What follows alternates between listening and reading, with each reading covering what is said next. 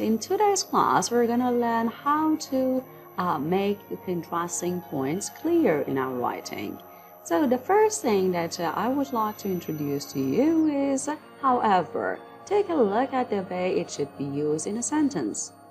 We live in a technological age. However, technology cannot solve all the world's problems. So you state something, and then as far as you want to show a kind of opposing idea, you would go for however. Remember, it should be the beginning of the sentence that you are making, and it has to be followed by a comma. The next items are while and whereas. Take a look how they should be used in a sentence.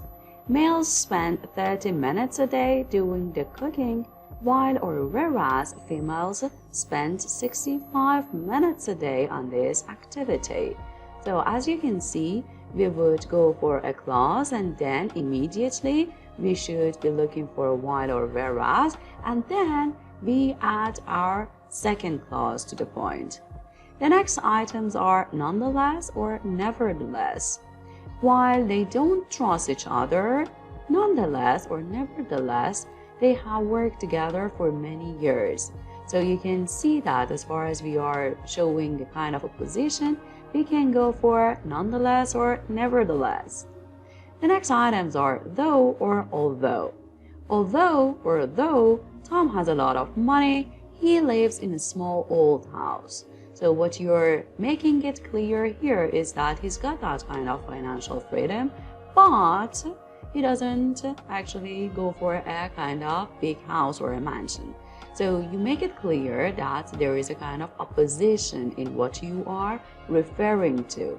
Exactly, if you want to go for a very simple and available equivalent, it would be but. We use but while speaking a lot, but when it comes to writing, you should be looking for more advanced and less common words and transitions in order to show off our knowledge.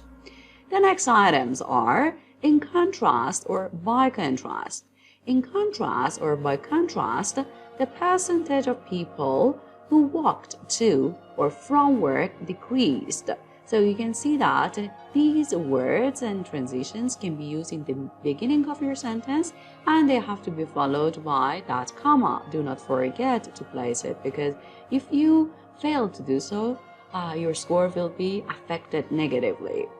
And the last item that I've chosen to be discussed here is despite the fact that. Despite the fact that he studied hard, he couldn't pass the test. So we are showing that kind of contrasting idea. You're saying that he studied a lot, but he couldn't succeed. But I'm sure that as far as you are so dedicated to studying hard and improving your English knowledge, and of course being prepared for your IELTS test, you will ace it without having any failure. So thank you for having this video watched.